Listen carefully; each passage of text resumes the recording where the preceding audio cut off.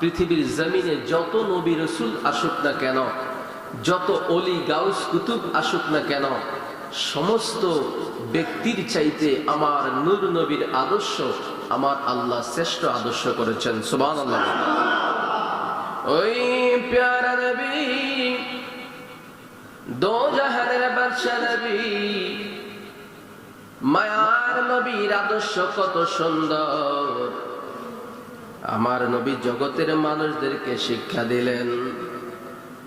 আমার নবী নিজের সংসার পরিচালনা করেছেন, আবার রাষ্ট্রের কাজও সমাধান করেছেন। আমার নবী ধর্মের শিক্ষাও মানুষকে দিয়েছেন। কিভাবে হাট বাজার করা লাগবে সেটাও নবী শিক্ষা দিলেন। কিভাবে পরিবার পরিজন চালাইতে হবে নবী সেটাও শিক্ষা দিলেন। কিভাবে মানুষের আমানত রক্ষা করতে হবে সেটাও শিক্ষা দিলেন। এভরিথিং মানুষের জিন্দেগির মধ্যে যা কিছু প্রয়োজন আমার নবী সব কিছু উম্মতদেরকে শিক্ষা দিলেন। ওই মায়ার নবী, দয়ার নবী, কামলেওয়ালা নবী নিজে কর্ম করে উম্মতদেরকে ধর্ম শিক্ষা দিয়েছে। নবী নিজে আগে কর্ম করেছেন, তারপরে উম্মতদেরকে শিক্ষা দিয়েছেন। এই নামাজ আমার আল্লাহ ফরজ করে দিয়েছেন, আমার নবী নিজে পড়েছেন, উম্মতদেরকে শিক্ষা দিয়েছেন।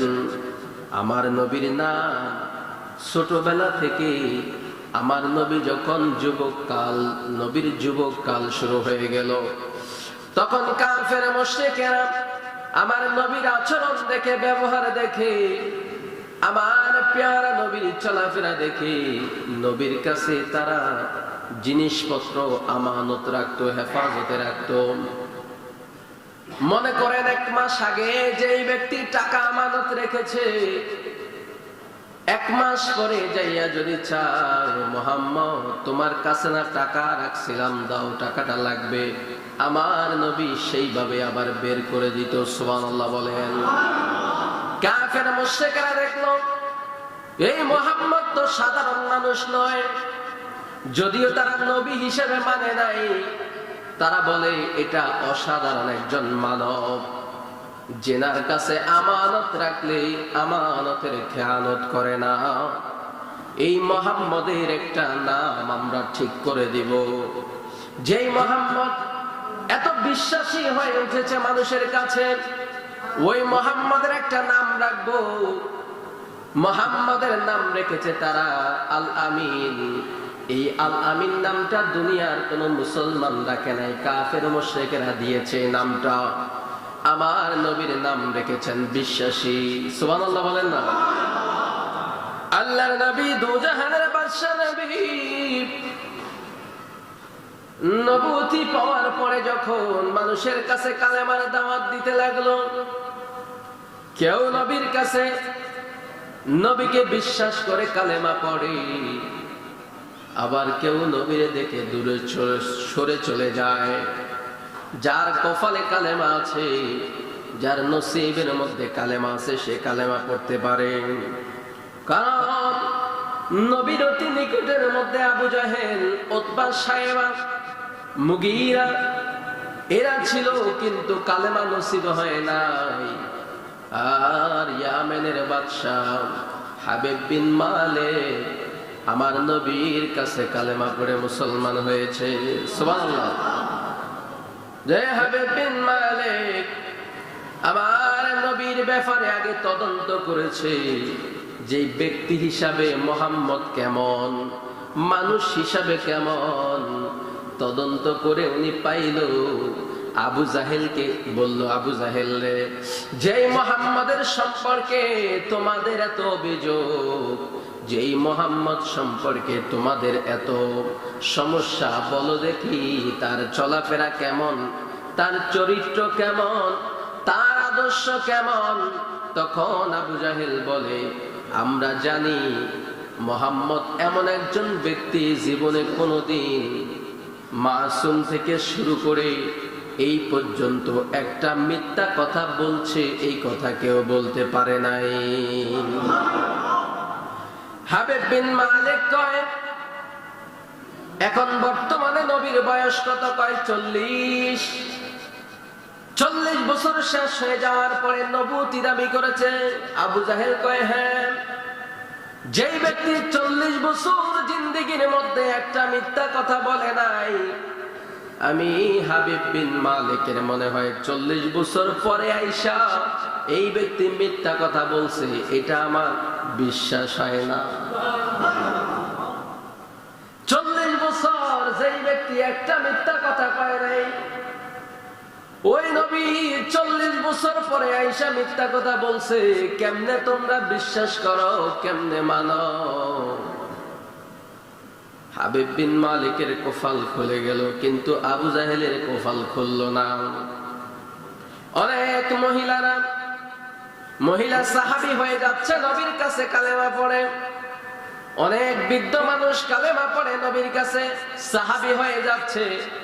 আবু বকর সিদ্দিক রাদিয়াল্লাহু তাআলা শুধু সাহাবী হয় নাই, বয়স্ক লোকদের মধ্যে সর্বপ্রথম কালেমা পড়েছে। শুধু তাই নয়, উনি ওনার কন্যা সন্তান আমার নবীর কাছে শাদী মোবারক দিয়েছেন। আম্মা জানা আয়েশা রাদিয়াল্লাহু তাআলা আনহার বাবার নাম হলো আবু বকর সিদ্দিক রাদিয়াল্লাহু তাআলা আনহু। আবু বকর সিদ্দিক রাদিয়াল্লাহু তাআলা আনহু, ইনি হলেন আম্মা জানা আয়েশা রাদিয়াল্লাহু তাআলা আনহার পিতা। একদিন আবু বকর সিদ্দিক রাদিয়াল্লাহু তাআলা আনহু মেয়েকে দেখতে যাবেন। কার বাড়িতে? রাসূলুল্লাহর বাড়িতে। রাসূলুল্লাহকে ওনার মেয়ের জামাই, ইনি হলেন শ্বশুর। শ্বশুর জামাইকে জামাই ডাকবে, এটাই তো স্বাভাবিক। জামাই শ্বশুরকে বাবা ডাকবে, এটাই তো স্বাভাবিক। কিন্তু জীবনে কোনোদিন রাসূলুল্লাহকে জামাই বলে সম্বোধন করে নাই। রাসূলুল্লাহ জীবনে কোনোদিন আবু বকর সিদ্দিককে বাবা বলে সম্বোধন করতে আবু বকর দেয় নাই। কারণ আবু বকর সিদ্দিক যখনই রাসূলের সামনে গিয়েছেন, ইয়া রাসূলুল্লাহ বলে সম্বোধন করেছেন। মেয়েকে দেখতে গেলে কিছু নিয়ে যাননি। জামাইয়ের বাড়িতে যাওয়ার সময় আপনারা কিছু নেন? অনেকে কাঁঠালের সিজন হলে কাঁঠাল নেয়, আম নেয়, বিভিন্ন জিনিস নেয়। এটা হলো মনের খুশি। কিন্তু আমাদের দেশে এটা রীতি করে ফেলছে এক ধরনের মানুষ, যে আম কাঁঠালের দিন যদি মেয়ের বাড়িতে কিছু না নিয়ে যান, আপনার বেআইন আছে না, বেআইন বিভিন্ন মানুষ মেয়েকে বিভিন্ন ভাবে খোঁচা মারতে থাকে, আসেনি? এগুলো সম্পূর্ণ ইসলামে না যায়। আবার কোরবানির সময় কিছু কিছু এলাকায় আছে, নতুন জামাইয়ের বাড়িতে খাসি দিতে হবে, কোরবানির পশু দিতে হবে, মানে কোরবানি দেওয়ার জন্য জামাইকে কিনে দিতে হবে। তো এরকম এগুলা হলো জোরপূর্বক নেওয়া। আরেকটা হলো আপনি মন চাইছে, আপনার গাছে ফল ধরছে, মেয়ের বাড়িতে নিয়ে গেছেন বা বাজার থেকে কিনে নিয়ে গেছেন। তো আবু বকর সিদ্দিক মনে মনে ভাবলো, আমি একটু আমার মেয়ের সাথে দেখা করে আসি।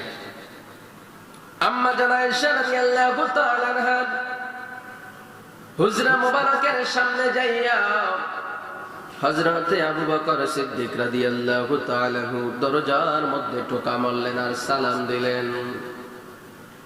এমন সময় আম্মা জানা আয়েশা রাদিয়াল্লাহু তাআলা আনহা দরজাটা যখন খুলে দিল, হযরতে আবু বকর সিদ্দিক রাদিয়াল্লাহু তাআলা আনহু এবার ঘরের মধ্যে প্রবেশ করে দেখলেন আমার পেয়ারা নবী বসা। নবীকে সালাম জানাইলেন, আর ওনার মেয়ে আম্মা জান আয়েশা রাদিয়াল্লাহু তাআলা আনহার হাতের মধ্যে কিছু খেজুর দিলেন, মানে মেয়ের জন্য খেজুর নিয়ে গেছে উনি। এবার খেজুর গুলা যখন হাতের মধ্যে দিল, আমার পেয়ারা নবীর মনের মধ্যে তখন চলে আসছে, আমারও তো কন্যা আছে, নাম হইল ফাতেমা।